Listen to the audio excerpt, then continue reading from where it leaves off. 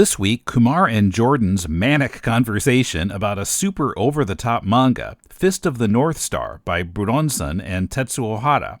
It's like Mad Max for 8-year-olds. First, if you appreciate the work we do on deconstructing comics and our other podcasts and want bonus content, we'd love it if you'd support the show at patreon.com/deconcomics for as little as $2 a month. Our monthly issue-by-issue look at 1960s Amazing Spider-Man comics is available to patrons chipping in at least $4 a month. Check out our goals and rewards and pledge your support now at patreon.com/deconcomics. Okay. Are we just gonna we're just gonna start? Yeah, let's. Oh, but we have to do this is. Yeah. Yeah. Okay. This is Kumar. This is Jordan. And this is Deconstructing Comics.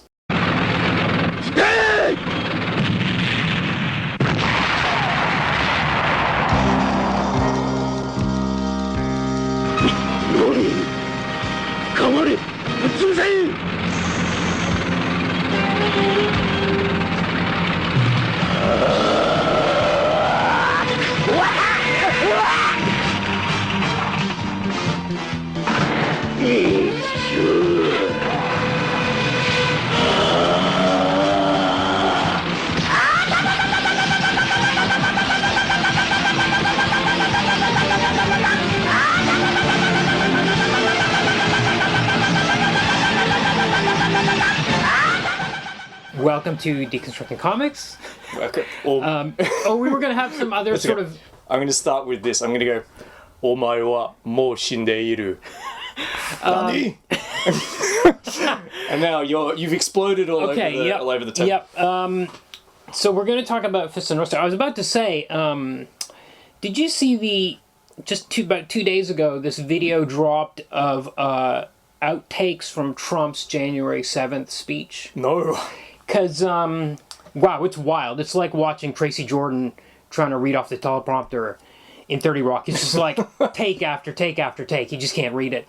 And he gets to the word yesterday, and he says, literally, he says, out loud, yesterday is a hard word for me to say.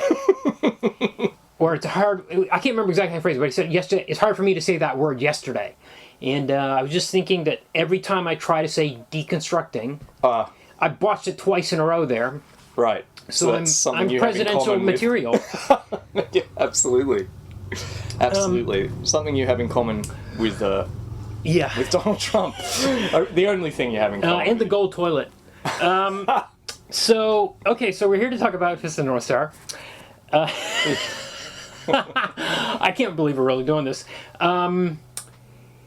Okay, so somehow I thought that you knew about Fist of the North Star, but actually, 5 minutes ago I learned you know nothing about Fist of the North Star. What I know about Fist of the North Star is the famous meme, which I just performed. Oh, You are already dead. Yeah. Okay. What? And that it's a big thing. 1980s.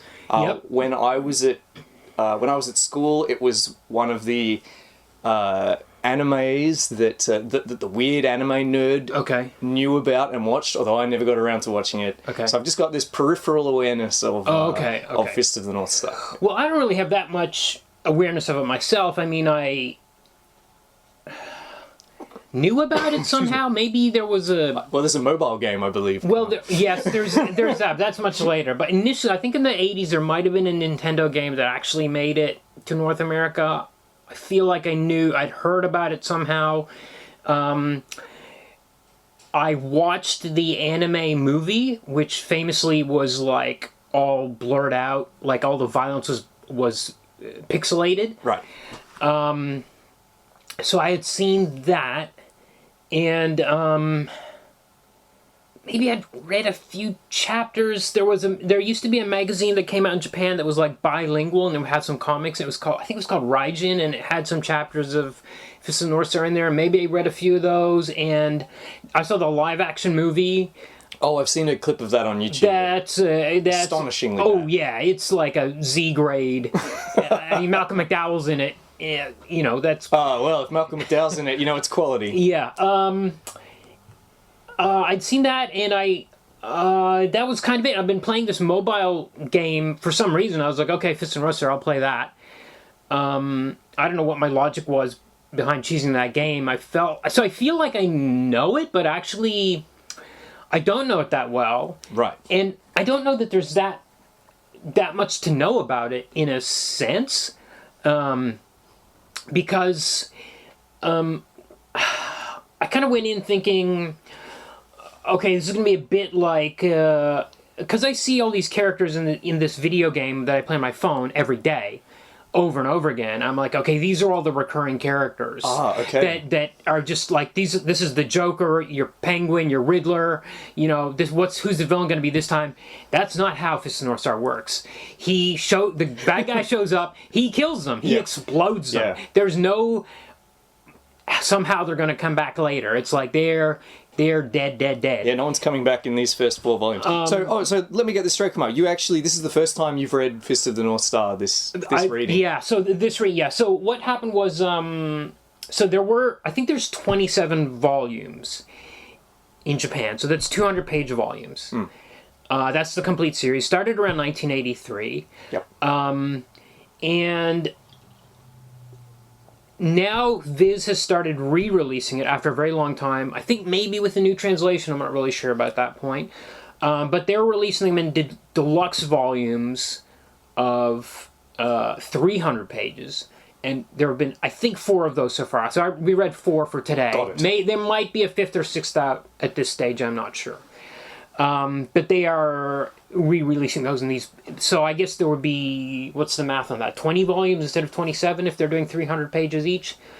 Sounds plausible. Yeah, okay, so Fist of the North Star, I was thinking how we're going to describe this, but actually I have my action figure here that I've had since I lived in Japan.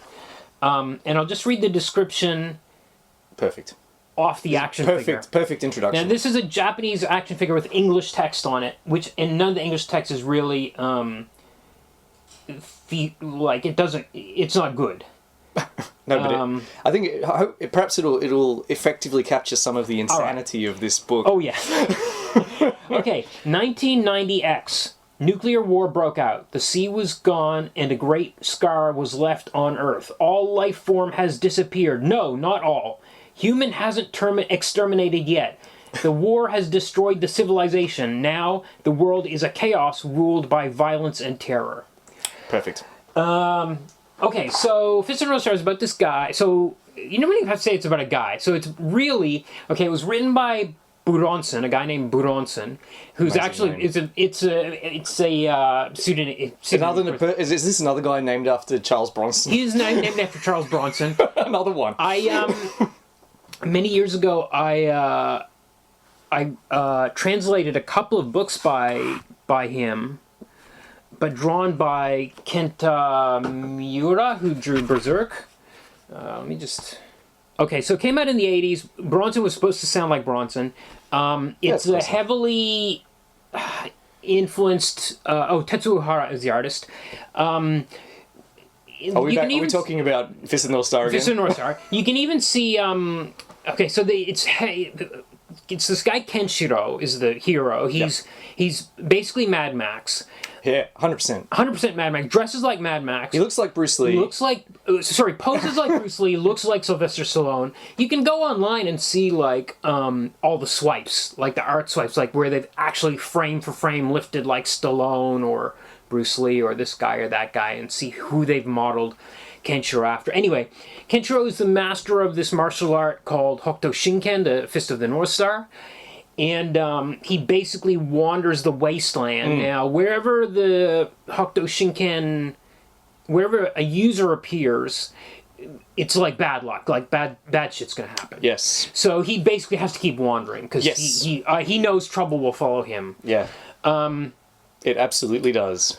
But it kind of, at the point where we enter the story in Volume 1, he kind of picks up a few hangers-on that become regulars in the story, 2 little kids. Basically, Rin and... Rin is the girl. What was the kid's name? I can't remember now. Bat? Is it Bat? Bat, yes, Bat. So, and then basically what happens is every few chapters. Okay, so I've actually okay. I don't know if this is the right time. Yep. But I've written out a step-by-step guide to what I call a classic Kenshiro adventure. Okay, but first we have to. So before we describe the adventure, we have to describe one of the reasons the adventures happen the way they do, is that the way Hokuto Shinken works. The main effect of it is, I don't know if I should say the main effect. You hit certain pressure points. This is a Chinese martial arts that's 1800 years old, and there's only one user at any time. There's only one inheritor of the art. Yes. And how it works is you hit certain pressure points, yes, and basically it causes people to explode from the inside. A few seconds later or minutes later, however long he decides. It's totally under the control of He can control. He can hit this guy right there, and the guy will die 3 days later. Yep. Or it will be 3 seconds three later. seconds later, and just enough time to say. Or his arms will fall off. You are already dead. His head will blow up. Oh yeah, or whatever he chooses. Somehow. We could go into all of let's go back and try to enumerate all the powers of Hokuto Shinken because there's a lot. He just pulls them out of the air. I mean, yeah. Well, let's go into that because it's worse than like Silver Age Superman comics where suddenly he would have super ventriloquism this issue, absolutely, or super hypnotism out of nowhere. He would just suddenly have this rando power, and that kind of. I guess it kind of crystallized or it solidified into a certain set of powers in the late 60s or in the 70s for Superman. But with Kenshiro, you never know what he's going to do with these powers. So, like in one, he makes some people lose their memories. Like they find water in this village. He's like, I'm going to make these guys forget that they found the water so they won't bother the village. Yep. I'm like, you could have solved many of these conflicts if you'd use this power every other time. He can sometimes hit them in a way that it like paralyzes their certain muscles, not every muscle. He robs a bully of his arm strength, leaves him just enough to work, but not enough to bully. Right. That's a very precise measurement. Sometimes he assumes control over their movements. Yep. Oh, yeah. He can, almost puppet control them, make them shoot themselves or stab themselves by poking them in a certain way. And later on, it gets to the point where we don't even see him do the attack. Like, the enemy will run past him. And then later it was like, he's like, "What? I feel weird. What's going on? Why can't I move my arm?" It's like, Kenshiro moved so fast that they didn't even draw a panel of him moving. It was so fast that it couldn't be seen, and he actually tapped the guy right at that specific point. Kenshiro will then turn his back on the guy and address the fourth wall essentially, and say, "I have paralyzed your such and such and so point. Yeah. In 3 seconds. Yeah. Your feet will fall off." Yeah. Yeah. Or and the guy will go, "No, save me!" Oh, yeah, or sometimes, like, I couldn't even... Like, I have notes, but my notes are so meaningless. Like, they're like... You've written down the names of all of his powers and what they do, but it's like you said, he's like Silver Age Superman. He has a power for every situation. It's like some in Yu-Gi-Oh! Where Yugi will believe in the heart of the cards and draw the card which solves the precise situation that he's in. Right. Also, but it's also... an episodic... written. Well, okay, so it's very similar. I think actually that kind of... Well, there's a tradition going back here. So another thing is the naming of the moves. Yeah. So you got to name your move when you do it. And it's got some weirdo name. Yep. And then he'll say the name of it. They usually translate it straight from, or transcribe it from Japanese. They don't translate it. No. Oh, they do. Sometimes. Yeah. He'll say like it's blah blah blah blah. It means the flying swallow, backspin, sorrow, or... This is hilarious, incidentally. Like, because the word balloons, they don't have the little sticky outy bit to show who's talking. I can't tell whether people are excitedly yelling about their powers or if it's just meant to be a descriptor of what's occurring in the scene. I prefer to believe he's excitedly yelling about his powers. So every fight manga, every combat battle manga does this. Yeah. It goes back to before Fist of the North Star. I don't know where it started. It might go back to actual Japanese martial arts where they actually have names for every thing. This is the despair. Oh yeah, fist, it's a characteristic of turn, like wuxia as well, Chinese martial arts novels. Yeah, so he always names he always tells you what he's done after he's done it. Actually, in other manga, he doesn't just tell you what he's done. Different because in other manga they usually name it while they're doing it. Right. They're like jumping at the guy and they're saying what they're doing. Sometimes it seems sometimes he does and sometimes he doesn't, and other people do it as well. Yes. The wasteland is littered with astonishing martial arts in a way that the present doesn't in a way appear that to I be. really wondered what the hell was going on. This is lunacy. So when it starts out, like he's just this dude in a wasteland, we get no backstory. It's not until volume 4 that we learn more about how the apocalypse happened. Oh yeah, we don't learn anything. Because I'm like, did this happen 100 years ago or 200 years ago? And then volume 3, this guy shows up who's a world championship boxer, and I'm like, okay, wait a second. Yeah, he was a champion world boxer. championships. That has to be. Well, he said he used to be one. Was that before the apocalypse or after? Yeah, how can it be after? So it has to be. So that means the apocalypse had to have happened in our lifetimes. It doesn't seem. And there are enormous prisons everywhere. There are still prisons with prisoners in them. I'm like, okay. So Prisoners are all master martial artists. Later, we do learn that it did happen in Kenshiro's. I haven't got to that point. It's not in the. It is in volume 4 because we see the scene where like Toki and Yuri are running away, you're right. and he like shoves it. We see a big nuclear explosion. It happened like last year or something. Yeah, it's very nuclear holocaust kind of. Yeah, they're not kids; they're grown up. Grown adults. So he's gone through all his training, and there's only room for 2 more people left in the shelter. And Kenshiro's quote unquote brother shoves him and his girlfriend Yuria into the shelter his fellow so acolyte. that he can die from the fallout. 2 weeks later, they come out of there, and he's still alive, hanging around outside. But he's weakened. He's weakened. Anyway, we've jumped way ahead. Way ahead. Yes, have we though? I really don't know. Well, where to start? Well, I mean, because you just start. He's wandering around in the wasteland. And, okay, so what I was saying was, in order to understand the stories, you need to understand that he uses this art of exploding people from the inside, and it's really super gory, gushy every time it happens. It's like heads fly off, and then there's like a geyser of blood out of whatever holes, or their heads split open 10 different ways. He has one move called called bone ejection something. Maybe I even wrote it.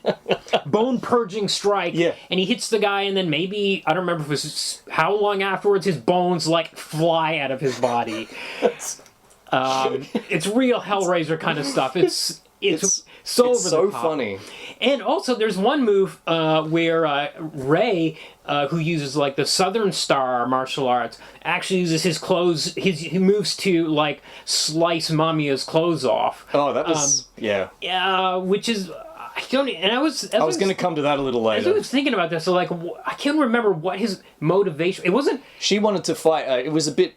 He was trying to make her feel her femininity, or she's like, I'm never going to get married again. I want to be a fighter. So, I don't know. It was kind of an unsavory scene. She wanted to fight with the men, and to prove that she couldn't fight with the men, he ripped her top off. And when she moved to cover herself, he said, "There you go. You want to cover your nakedness. So that means you're not fit to fight." She should have pulled his pants off and seen what he did. Well. Yes. Well, okay, so Kenshiro always, at the start of every fight, flexes and his shirt rips off. This is astonishing. Where's he getting all these shirts from? Yeah. In the wasteland. Also, where does he... It's like the old Incredible Hulk cartoon, because as soon as the fight's over, his shirt is back. And there's even in the middle of the fight... He found a stash of jackets. There's one fight where one of the enemies has these, like... Maybe it was boomerang blades or something, and slices both of Kenshiro's calves. And Kenshiro kind of cries out in agony, but then he does this, like, super mega flip through midair. This is literally, like, the next page. He's, like, flipping through the air, like, 10 feet in the air, lands and kills the guy. Yeah. And he's not bleeding. The bleeding never lasts for more than the panel in which you see it. Yeah. Then you don't even see the wounds after that. Yeah. And also his pants are not ripped anymore on the next page. Yeah. And it was just consistently... Hokuto Shinken is capable of so many amazing feats. Clothing regeneration seems like... You're right, because they can use it for healing, so maybe he just heals himself. He heals his clothing. But he never bleeds out, like... Nobody bleeds out. Nobody... If your head explodes and you die, and that's it. But if you get cut, that's fine, because you won't be bleeding afterwards. Speaking of the... Yeah. Okay, go through the adventure. Okay, all right. So all right. Back to where we were. Okay. This is looser even than the Dune episode so far. All right. So I've written my classic Kenshiro adventure, subtitle "Where He Goes, Chaos Follows," which is a line from the very first volume. All right. So step 1: some innocence somewhere are suffering at the hands of enormous bandits. Yes. Something's up with the scale of people in this as well. So the bandits are always super cruel. The bad guys are always really cruel. One guy, they're hanging this guy, and he's standing on the shoulders of his like 2-year-old kid. So the kid is the only thing that's keeping him alive. Yeah. It's consistently like this, and it's just people will grow up people in front of their children. Right. Okay, just endless cruelty. And it seems the crueler you are, the bigger you grow. Yeah, okay, so the size thing is... So sometimes it's like... Because I was thinking also there's certain characters the way... Like in Crying Freeman, sometimes people are just gigantic. But they're consistently gigantic. Yeah. In Fist of the North Star, sometimes people will be drawn 12 feet tall. Yeah. And then the next panel, they'll be just for one panel. And I'm not sure if it's like for metaphorical effect or literally. It can't be literal because they're not the same size. They're only that size once. There's only one guy. They break into this jail and there's this huge guy in there who's like 30 feet tall. Yeah. They don't. He's enormous. He can pick you up in his hand. His hand is as big as a person. Well, lots of them can pick up, especially pick up like women in their hand, and they're it's literally like King Kong. It's really odd. Anyway, all right, we'll come back to the enormous people. My theory is that villainy is like protein, and you... Well, the more you indulge it, the bigger you grow. Another... let's have another digression. I immediately, as soon as I opened the first 5 pages in, I'm like, where's all the protein coming from? And I thought the same thing when I watched Terminator Genesis, when the Kyle Reese in that one was he that Australian actor? Really... like jacked. This guy was huge, and I'm like, didn't you come from a wasteland? Yeah. Like, where is all the protein coming from? Yeah. Everyone in this book is enormous. Yeah. Not just enormous, but ripped. Like everyone is. Oh yeah, and he can. It seems with like muscle. Kenshiro can like make himself bigger with Hokuto Shinken sometimes, like when he super flexes. That's the least peculiar of his many powers. So all right. So here's the scene. Cruel bandits. Okay.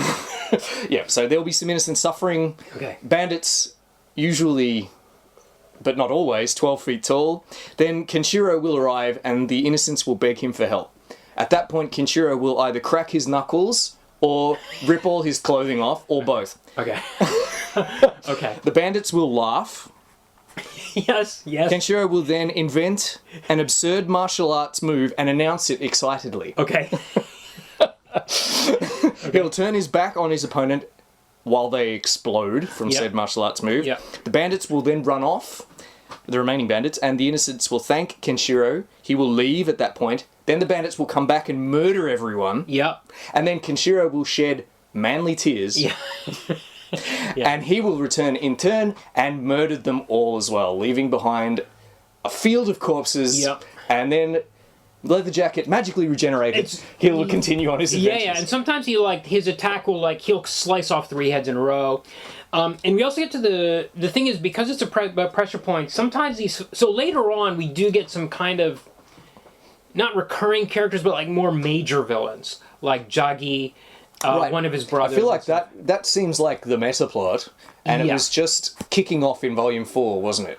So the first 3 volumes we essentially get Kenshiro wandering around doing these. Yeah. There's something with his fiancée, because he's very brooding. Okay, so Yuria, so he's a bit like if Bruce Lee and Heathcliff had a baby. He's very Byronic. He's brooding and self-destructive and. Okay, this is actually one of my notes. My note is, and none of my notes make sense, but my note is, what is the appeal of the stoicism?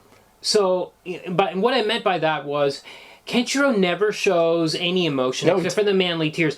And I love the chapter titles because the chapter titles always have an exclamation point. And it's always like, the men who shed manly tears, exclamation point, or something. I have another gimmick. Okay. So as well as my list of how an adventure goes, I've got melodramatic titles, a list. Yeah. So this as well will give you a sense of the book. All right. So in volume 1, the very first chapter of the very first volume is called A Cry from the Heart. Okay. No exclamation mark. Okay. In volume 2 we have Tears That Break Ambition. Chapter 20 is Rage! 2 exclamation marks. To the ends of hell! 2 exclamation marks. Wait, was that 2 chapters or 1? That's 1 chapter. Rage to the ends of hell. Each with 2 Broken up with exclamation marks. Okay. Then the best one the best one. Chapter 28. Men who have seen tears! Exclamation mark. Exclamation mark, exclamation mark. And the cover art for that one is even better because Kenshiro is ripping off his jacket under that title. So it's almost like Men Who Have Seen Tears. Oh my god, I never even thought of that. Men have seen a lot of tears. Another one, there's Time Limit of Death. Okay. Evil Glare. One exclamation mark. The Blood of Formidable Friends! Exclamation mark. Power Game of Death. Beneath a Tragic Star. Yeah. One exclamation mark. And the bizarrest title, Two Malefics. Yes. I thought malefic was an adjective, not a noun, but that's okay. Okay, so this is gonna. So 2 points about this. So one is the stoicism, which will lead to my point. So my point about this is this so somehow this was appealing to readers, Japanese school kids, for some reason, are reading this, and I'm guessing the reaction is, I wish I could feel as little as Kenshiro does. But as much. Why do people... But not show it? Right. Or... Because... It's like Lord Byron learned martial arts. Yes. And wandered the wasteland. Yes, and he's like mourning for Yuria, who killed her... Well, I have there's some serious spoilers about that you don't want to know about. But... What? It's Mamiya Yuria? Like... No. Oh, okay. No. Mamiya looks like Yuria, which is just like... Exactly like that's a trope that shows up in anime and manga, where he meets another woman that looks like the dead girlfriend. Okay. That comes up sometimes. That's where I thought that was going. But I'm just like, what? So he doesn't really... We don't see... He has... Okay, so let me say he feels, but he has no facial expressions. No. He's just stone-faced. Except when he sheds manly tears. Well, he sheds manly tears. But then you don't see a quivering lip or anything. No. It's just like the tear rolling down his face. He doesn't. His lips don't turn down. Yeah, he doesn't. Yeah. His brow doesn't furrow. He just so I'm kind of like, well, why? It's really...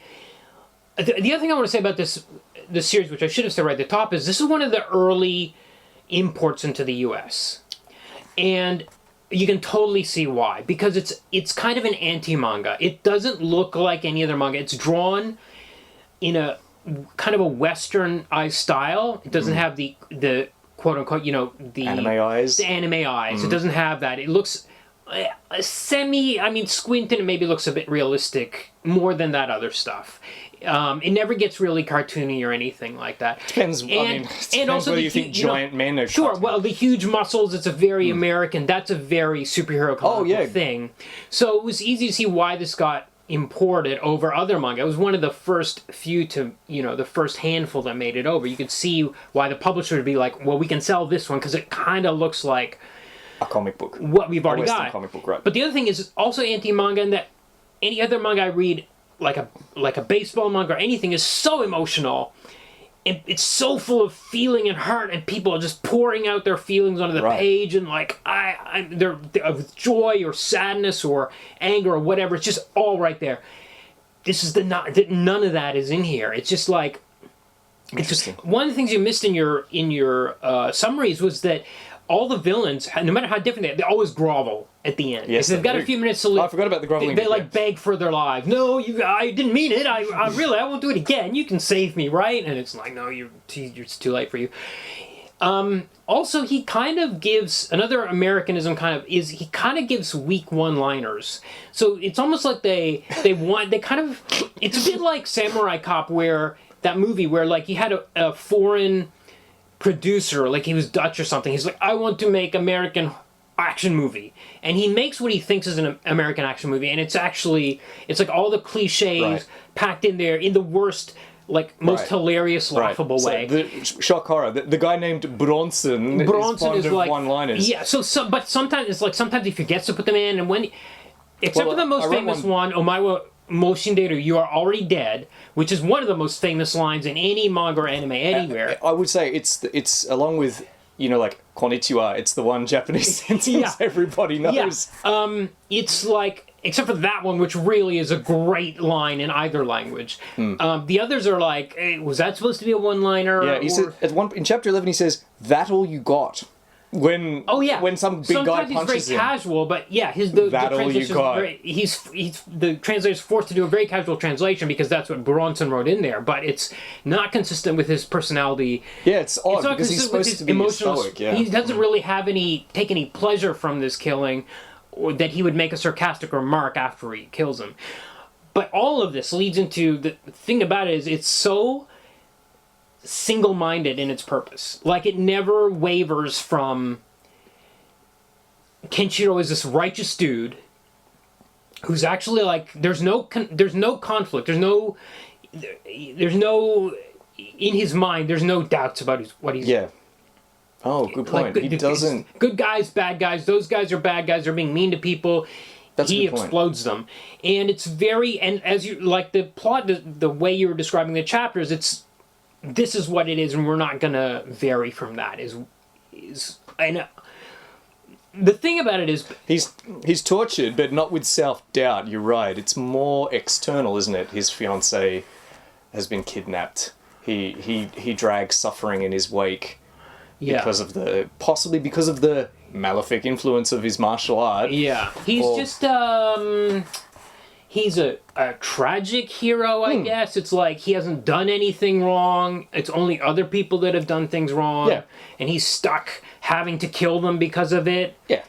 But he doesn't feel remorse like I wish they could have been better people. No, he just slaughters them. He just explodes them. Yeah. He only sheds tears for the innocent. Yeah. Which he does constantly. You do see a plot start to kind of form around Volume 4, so Right. 1,200 pages So into it. I was a little disappointed when I got to the end of Volume 4 because I was starting to get into the rhythm. to get into the rhythm of it, and I was starting to wonder what happened next. Will he find Toki, his brother-in-arms? Yeah. You know, will we solve the mystery? What about the third brother that we've heard mention of that we Yes. haven't seen yet? Yeah. You know, I'm actually... Whereas the first few volumes, I was a little bored, as I said, because he goes through the motions, especially once his fiancée apparently dies, though maybe not, you said, and he defeats his arch rival quite early on. I think in Volume 1, he's Yeah. the head of the cards, or the hearts. The hearts, were they? Yeah. Anyway, they're all card themed, like spades and hearts and diamonds. Yes, and then he just sort of, it's very episodic.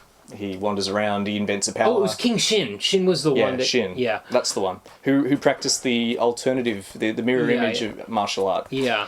And, you know, I thought, I mean, perhaps this at the time was really...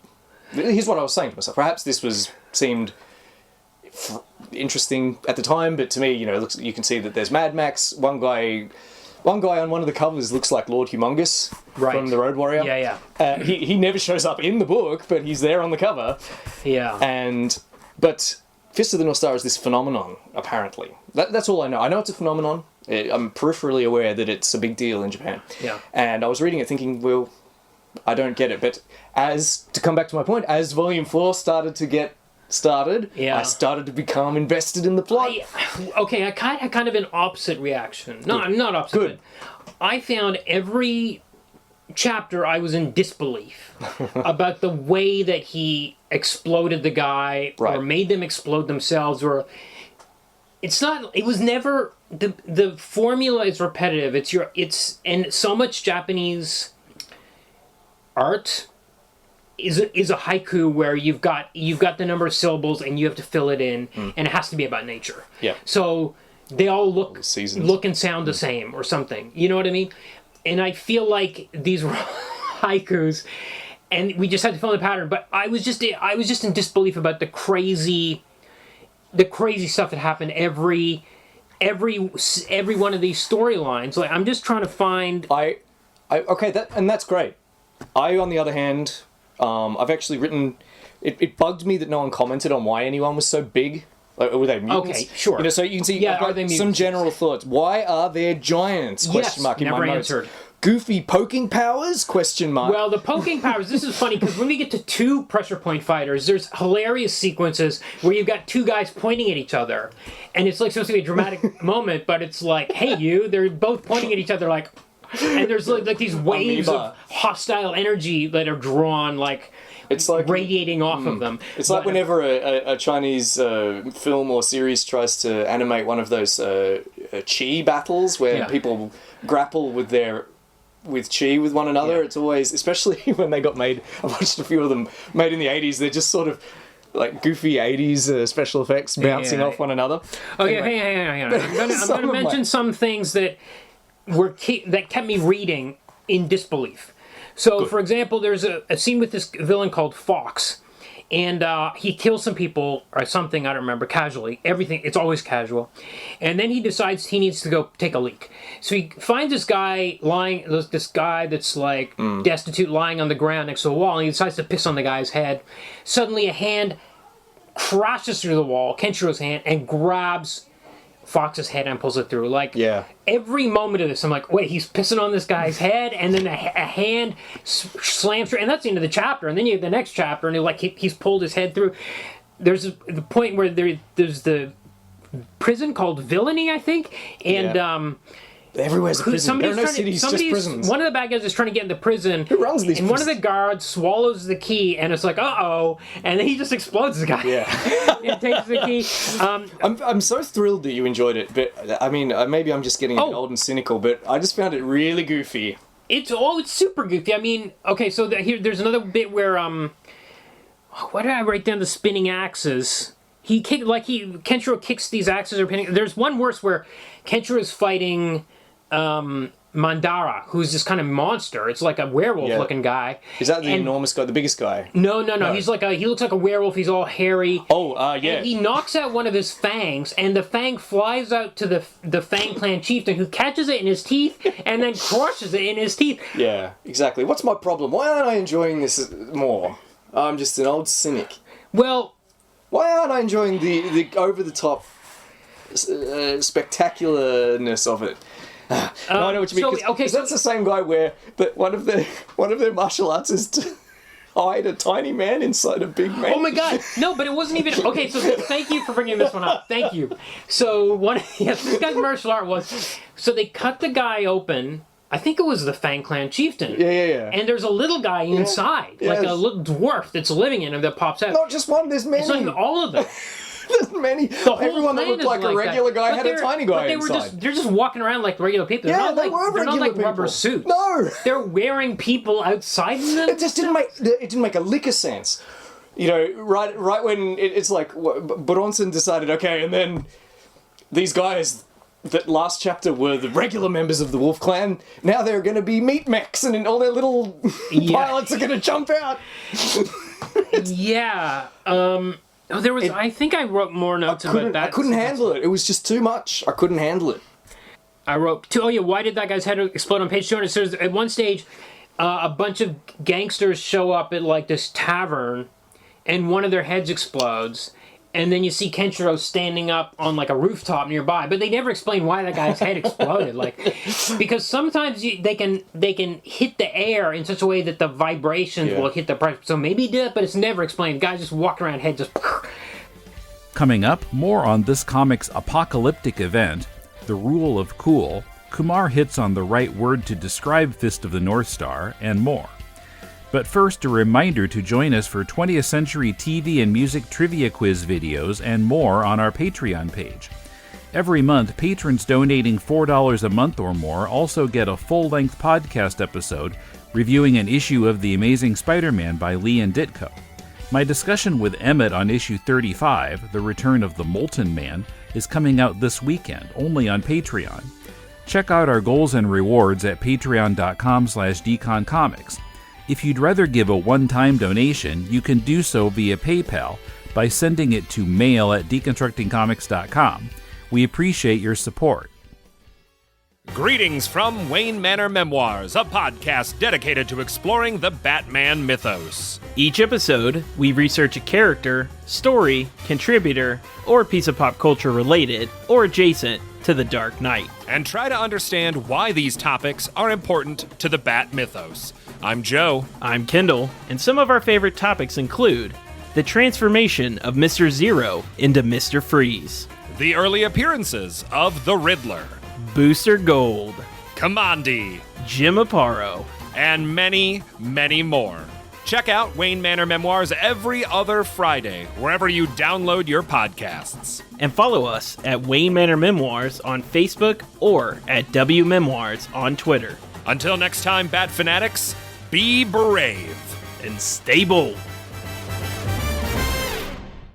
Okay, so what I was trying to get at was, I think, we're 36 minutes into it. Okay.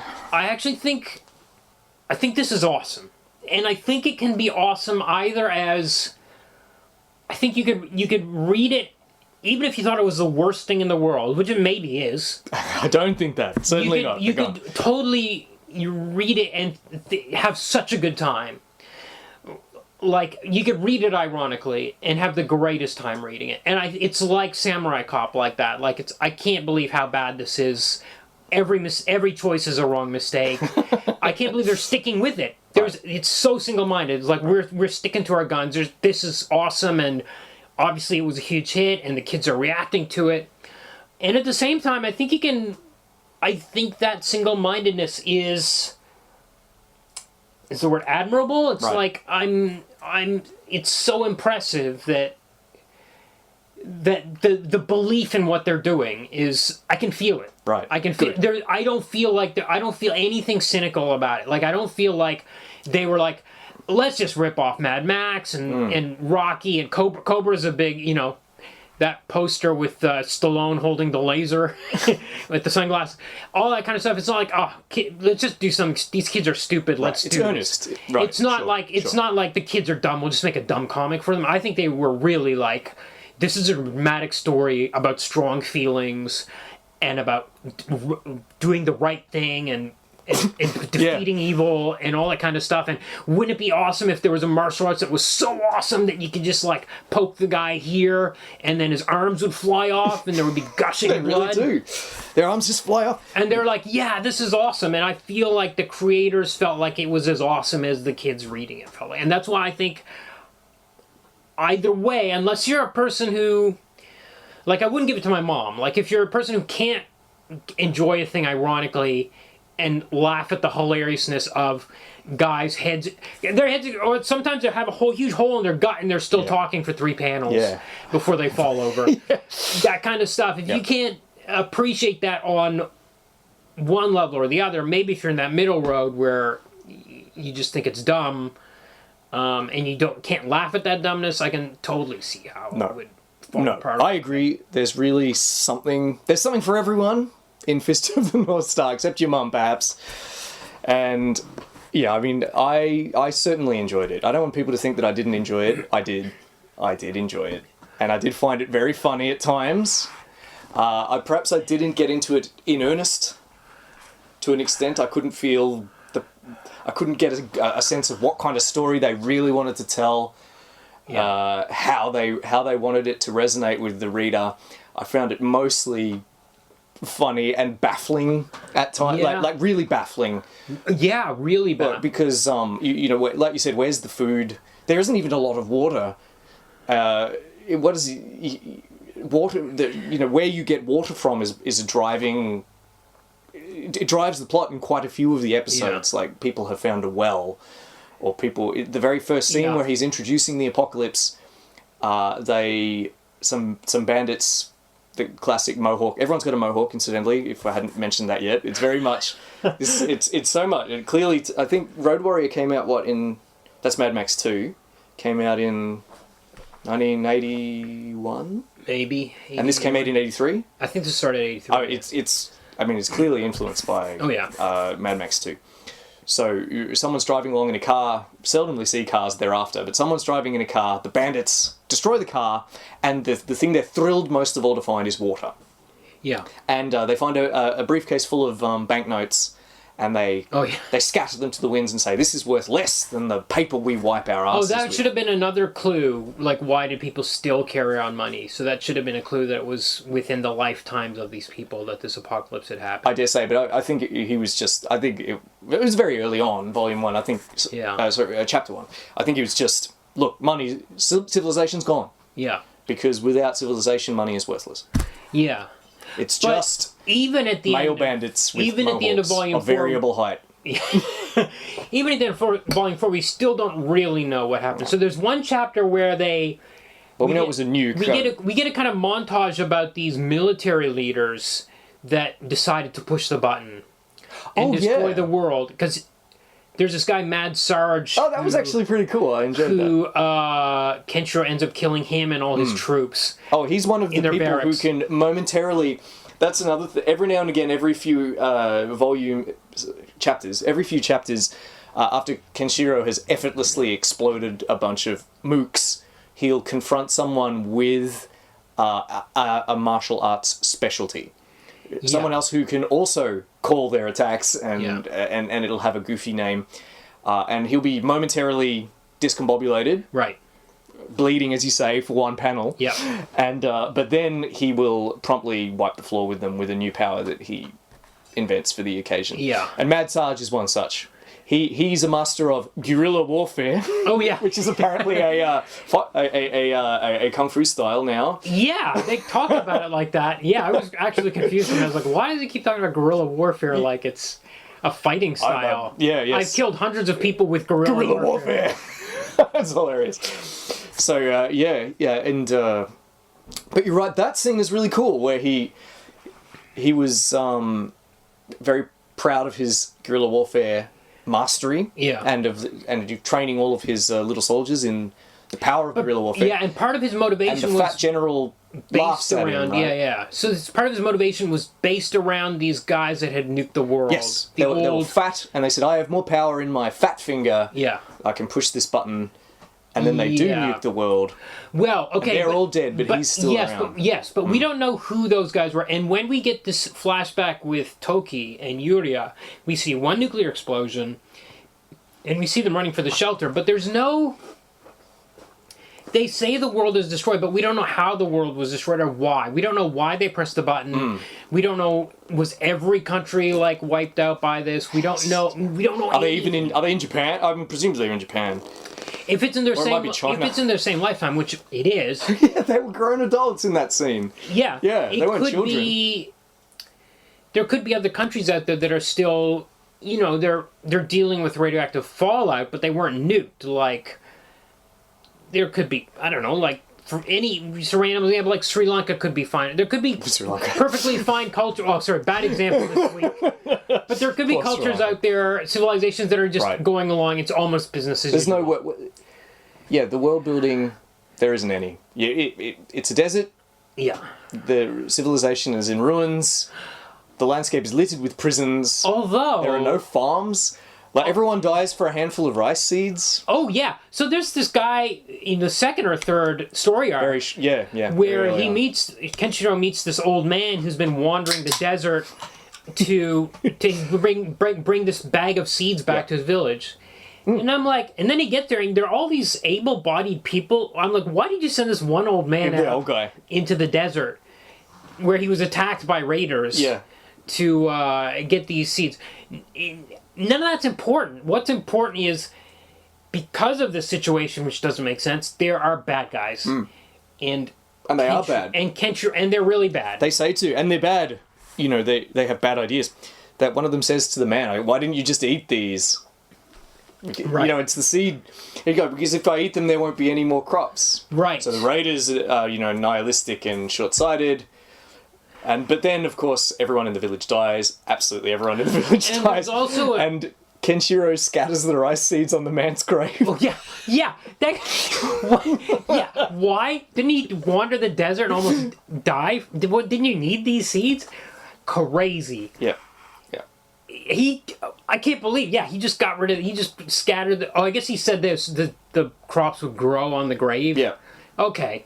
Maybe. Oh, it's very soulful, very emotional. As though those still waters run deep with Kenshiro. He has very deep feelings. I think Buronson is making, he's making dramatic choices, not logical choices. And a truest statement. The dramatic choice is to scatter seeds on the grave of the man that died to collect those. Absolutely everything that happens in these books is because of rule of cool. Yes, exactly. Like when he does that flip over Mad Sarge and kills him after both his calves have been sliced open and he was seemingly in pain. Yes. the dramatic choice is he does a huge 12-foot flip Yep. in the air. Yeah. Spin flip. And regenerates his jacket. Yeah. Yeah. It's just, whatever. Stop asking questions, nerd. Kenshiro is You get to the last. You get to the last page of the chapter. Is it cooler to have his jacket or not have his jacket? It's cooler Obviously, to have his jacket it's cooler to on. have his jacket. So put the, make sure the jacket's on there. Yeah, damn right. Damn right. that's the secret of Fist of the North Star. And you can either get on board or you can not bother. And I'm on board. There was something else that came up in there I was going to mention. I can have a quick look at my notes while you look at yours. Yeah. I've written down The Many Boys of the Wasteland. Apparently, Buronson's... I don't know if this is the translator, if it's Buronson, but a cutting insult is to call someone boy after a noun.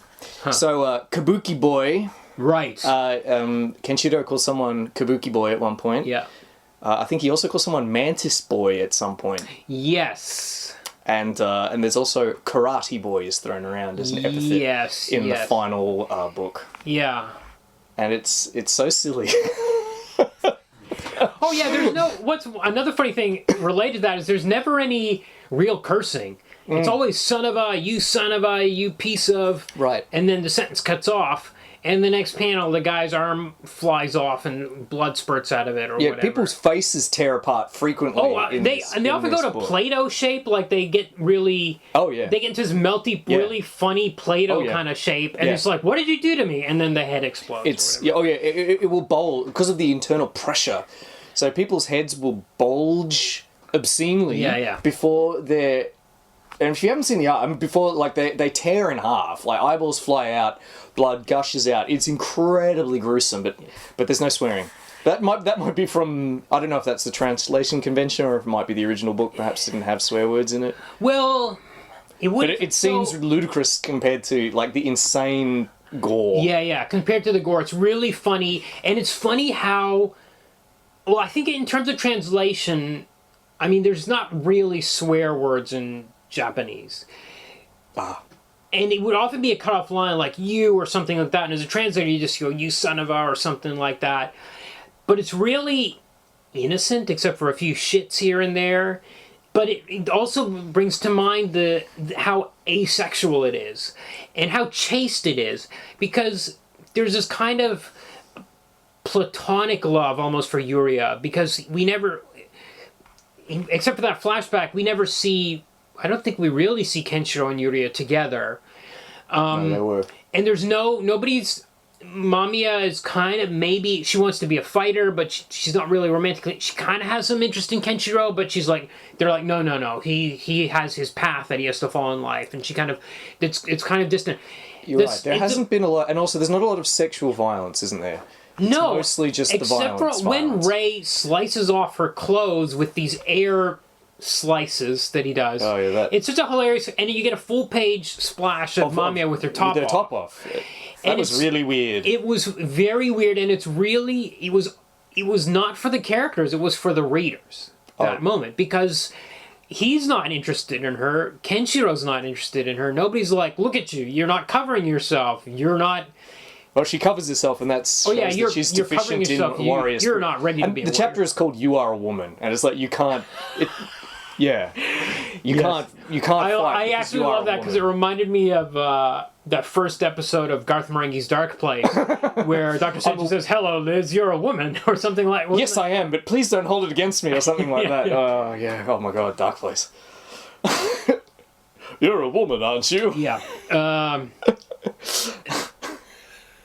So there's a lot. Yeah, there's not even any. Really, a lot of female. Well, there are female characters. There's Rin. Like they're little kids or old women. There's the old lady that was taking care of the orphans. There's not really. Well, there's Yuria and Mamiya, and that's it, isn't there? And as old far people as like and young people. And King Shin has some floozies. Yeah, a couple of the guys had some floozies that were like naked hangers-on. I think, was there more than Shin? I feel like there were 2 panels of some bad guy with 2 naked women, like one on each arm. But again, it was a really like, it was so asexual. Like there's nothing, like he's not like, there's no scene of him making out with the girls or even enjoying them or even looking at them. There's no male gaze from the characters, like Right. looking at these women or leering. There's no leering. There's no. It's like a Conan Men are never like Franzetti we're gonna or Conan the Barbarian kind of aesthetic. You know, we're in a savage barbarian time. Well, so you have to have scantily clad women hanging off muscular men. yes, but in Conan, like especially in the movie, which is one of my favorite movies. No, I don't mean the movie. I mean, I just like the art trope of sort of. Oh yeah, the sword and sorcery Sword kind and of. sorcery. Yeah, that kind of trope of scantily clad women. Yeah, but there's no, and it wasn't there. There's a whole chapter where they're kidnapping all the women, but it's not for like sex. It's like It's for eugenics purposes. eugenics. Yeah, it's not. There's not even any. It's such a.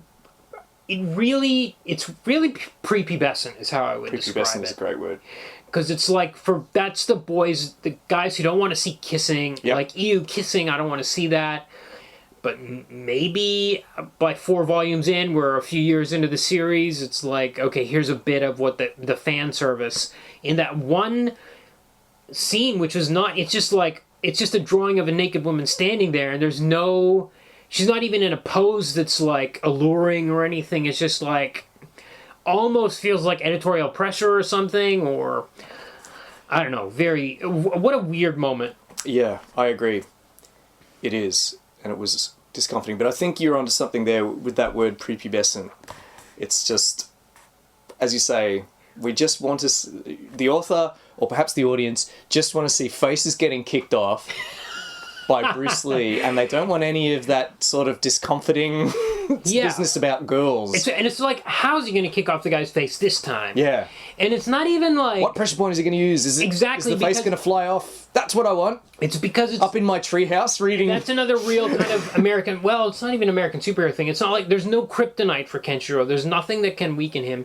And we know he's the best there is in the world. He's the best there is. He even says himself, like, nobody is stronger than me in the world. And so there's whoever very needs, little drama. Usually. It's almost like... It's just an expectation of how's he going to do it this time? The structure of the story is not, oh my god, is he going to be able to beat this guy? This guy's gonna be able to beat Kenshiro. So how's he gonna outwit him? There's no outwitting, really. No, he's just invents a power. Better than those guys. And it's more just, is his heart going to explode? Are his guts going to come flying out his ears? Yeah. You know, will he split into 3 parts or 4? I mean, and he'll be given a little bit of trouble by one of those mini bosses like Mad Sarge, or Shin, or the guy that could turn his skin to steel, and he'll be given a moment's trouble, a page or so, but then he'll find a pressure point anyway. You know, like this King Hart, a great big fat guy. Ray came to his rescue one time, right? Like, yes. Where he was like almost he was in trouble, but then Ray showed up, and then he won't. You're right though. He won't outwit them because on at least 2 occasions, I think, there's this guy King Hart, King Shin's lieutenant, his second in command, is this enormously fat guy, and his gimmick is that Kenshiro can't reach his pressure points because of how fat he is. Right. right. And he's funny, and when he sees the sight of blood, he enters a psychotic rage. It's kind of cool. Yes, yeah. And he said, so, and Kenshiro's arm is trapped in his fat, and it looks bad for Kenshiro. Yeah. It's like, how's Kenshiro going to get out of this? Yeah. Is he going to outwit the fat guy? No. He just hits him. He just hits him and keeps hitting him until he reaches the pressure points, and then the guy dies. Yeah. And then he explodes. Yeah. It's like, but he. And as I'm reading, the whole thing was that you couldn't get his pressure points. Yeah, but everybody has their skin is kind of, their bodies are kind of malleable.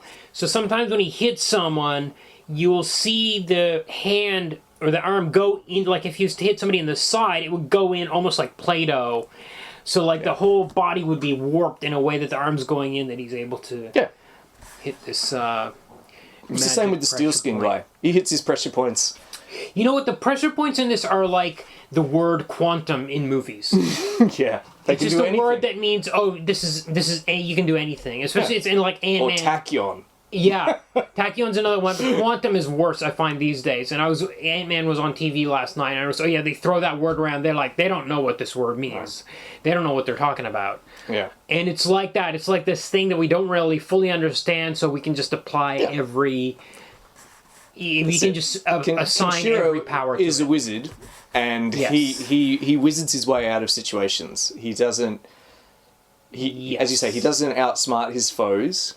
He simply outfights them with his wizard powers. Yeah. But, who cares? Because people's heads fly off. Yeah.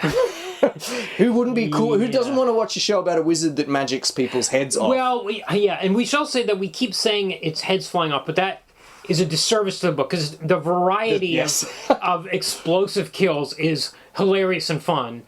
And... it's what you look forward to every time. I remember, so one thing I remember in my notes which I found was we were talking about how you were saying it got kind of boring when the chapters got repetitive. The one moment I was like, oh, this is kind of boring all of a sudden, was there's suddenly a chapter where they're going to have an arm wrestling contest. And I'm like, oh, wait a second. We've been blowing up people for 3 volumes in all sorts of ways, and now we're going to have arm wrestling? And then I turned the page, and the guy that's running the contest pulls the cloth off the table, and there are 2 rotating buzzsaws on either side. So whoever loses, their arm's going to get cut off. And I'm like, wait a second. There's no way these buzzsaws, which are elevated off the table, I flip back and forth 10 times. How did they not hear them? Yeah. How did they not hear them? See them. They're under the cloth. Yeah. They're not under the cloth in the previous panel. No. They're magically there in this panel. Yeah. And I'm also like, wait a second. And they also, like, if you lose, they kill the guy. I'm like, why do you need... They're looking for guys to be experimented on by Amoeba who's disguised as Toki. And it's like, wait, why do you need to kill the guy if he loses? Just don't take him back for the experimentation. Just leave him there. Rule of cool. Why do you need to cut his arm off? Just lose the arm wrestling and... Right. Well, if that's the kind of thing that bothers you, don't read Fist of the North Star. Yes. If, on the other hand, you are interested in the many ways a person can explode... do read Fist of the North Star. Kumar, do you recommend Fist of the North Star? Yes, 100%. I recommend it. But again, you can't be in the middle. If you're the kind of person that hates things that are dumb and doesn't laugh at things that are dumb, there's no winning. Right. But I have to say, the art is awesome. Yeah, it is. It's really pretty great. And again, I love the sincerity and dedication of it. And there was I was thinking about that line. I think it was Amoeba disguised as Toki. So Toki decided after because there's only ever one master of Hokuto Shinken. Toki, who was in the running, decided he was going to turn to healing people. He took himself out of the running. Was that when he got exposed to radiation? Or... Yes, I think so. Before that, he was still in the running.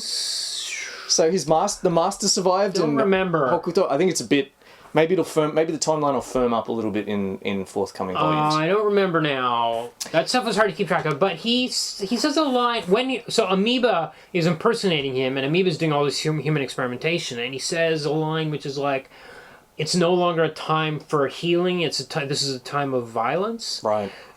Which again is a line that makes it feel like it's in their own lifetimes. Yeah. Oh, it's clearly is. I think it is. I mean, they explicitly is, but I mean that was another earlier clue. But it doesn't matter, right? But I kind of felt like that was another. This is what we've established. It does. If you need solid world building, a timeline that makes sense, powers that are consistent, and reasonable within their own world. You're not going to enjoy this unless you find those things. Unless you're able to laugh at things that you find absurd. Yeah, but it really does work like the old Superman comics before Weisinger came on as editor, because you could totally see the kids, like Superman would ram a planet and split it in 2, and the kids would be like, "Whoa, that's awesome!" And they would tell their friends like, "Did you read Superman this month? He rammed a planet with his head and split it in 2." And they'd be like, "Whoa, that's awesome," and not think about it any further than that. They would just think about the awesomeness of it. Yeah. But I feel like this is not like that, because 100% those DC writers were like, these kids are dumb idiots. Right. Just write some shit. Blow up a planet. Just make some shit up, because the kids are so stupid.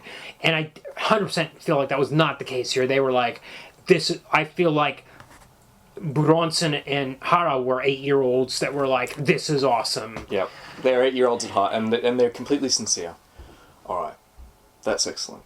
So I would recommend it as well. If you're 8 years old, in your if you're in your treehouse and you don't let girls up there, and you want something rad to read, you want something. Hold on. I'm not just taking the piss. I'm being sincere. Yeah. And you want something rad to read where people's heads explode, you must read Fist of the North Star. But if you are 8 years old at heart, as well, if you're a grown man or a grown woman, and your inner child is real to you, and you like things that are sincere, and you want to see how a man can fly and blow up heads, then you need to read Fist of the North Star, and you will love it. That's my little speech. Yep. Okay. I think so I think rad is a great word to describe it. I think it's a perfect word, and rad. I also think that rad to the max. I think it has a clear vision. I think that's the thing that appealed to me about it. And I'm just using other words.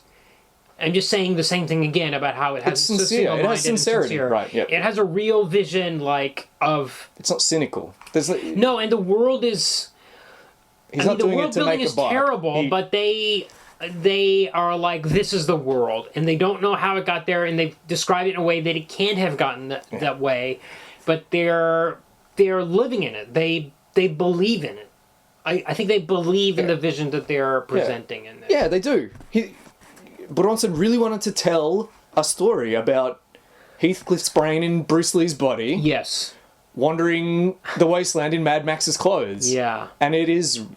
And melting faces off. Lord Byron is definitely better than Heathcliff, because Heathcliff is like... he's deliberately mean. He's like, they're deliberately like, I'm going to ruin these people. Lord Byron. Wouldn't that be awesome? Bring back, dig up Lord Byron's brain, put it in Bruce Lee's body, and turn it loose on the wasteland in Mel Gibson's clothing. Bam! Yeah. That's a movie idea. And Sylvester Stallone's body. I don't see the Sylvester Stallone's face, Schwarzenegger's body. I suppose... Kenshiro is definitely more muscular than Bruce Lee. No, bigger. Obviously, Bruce Lee was really muscular. Well, he actually started out a bit leaner. If you might have noticed in the earlier chapters, he looks a bit more alive. And then later on, it's like, no. Going full... No, he's just... Full thickness. Full bodybuilder. Yeah. His thickness. Yeah. He's thick. Yeah. All right. I've been trying to wind it up for the last 10 minutes. Okay, yeah. Okay, so we read, 1,200 pages. Yeah. But we kept it we've summed it up in an hour because of the weird repetitiveness of it, I guess, and because of my poor note taking. I really didn't know how to take notes about. I wanted to come in as a neophyte. I wanted to come in clean. Yeah. I didn't do any extra reading. Yeah. I just wanted. I thought. I assumed that it was going to be the usual dynamic, where you're the man immersed in the world of comics, and I'm dipping a toe, and I think we achieved that. And it was very unstructured, as it often is. But I think we did very well, and I look forward to coming back when the next 4 volumes come out. When might that be? Oh, yeah. So I don't know how frequently they've been releasing them. They might even be every 3 months or something like that, because all the material's there. It's not like there's no reason for delays or anything. Awesome. So perhaps we'll be back in 3 or 4 months then. Yeah, maybe. I look forward to it. All right.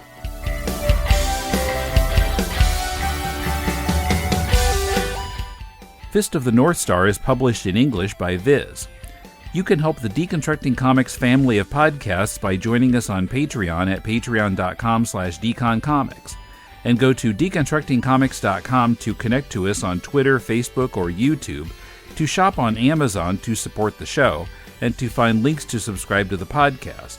Our theme is by J.B. Anderton. If you're looking for some constructive feedback on your comic, send it to us and we'll critique it on our spin-off podcast, Critiquing Comics. Send it to mail@deconstructingcomics.com. We'll read it and record our critique. Next week, Adam interviews Noah Van Sciver about his new historical graphic novel, Joseph Smith and the Mormons. Till then, this is Tim, and thanks for listening to Deconstructing Comics.